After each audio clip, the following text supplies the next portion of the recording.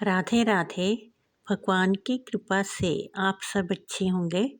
आज की वीडियो में मैं आपको बताऊंगी कि अगर हमारे ऊपर बहुत कर्जा हो गया है तो हम ऐसा कौन सा उपाय करें जिससे कि वो कर्जा थोड़े समय में उतर जाए और हम अपना जीवन सुख से व्यतीत कर सकें।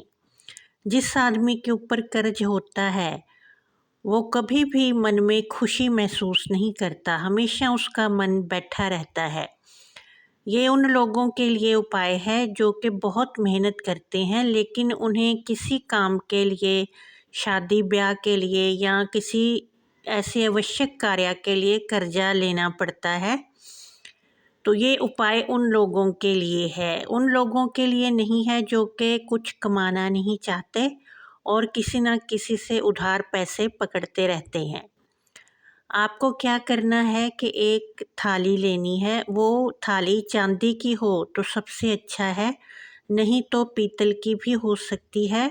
एक छोटी सी थाली लेनी है और पीतल की भी नहीं है तो मिट्टी की भी ले सकते हैं लेकिन स्टील की नहीं लेनी है।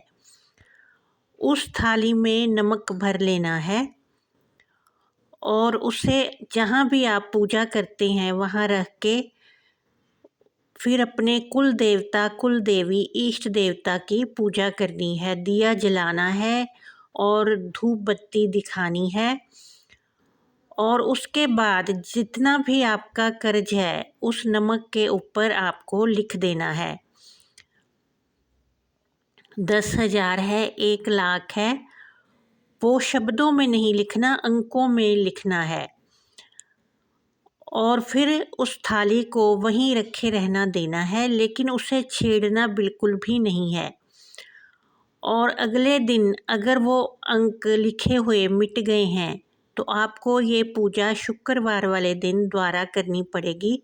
अगर उसी तरह ही है तो फिर उस नमक को एक मिट्टी की मटकी में, छोटी सी मटकी में डाल के ऊपर सफ़ेद कपड़ा बांध देना है और उसे उस मंदिर में ही 11 दिन रखे रहने देना है।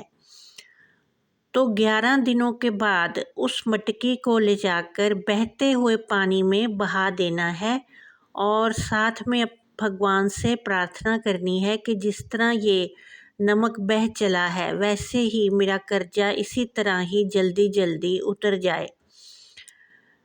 और आप देखेंगे कि थोड़े समय में ही आपको कहीं से धन आना शुरू हो जाएगा किसी अनजान रास्ते से और माँ लक्ष्मी आप पर कृपा करेगी और आपका जो कर्ज है वो धीरे धीरे उतरना शुरू हो जाएगा।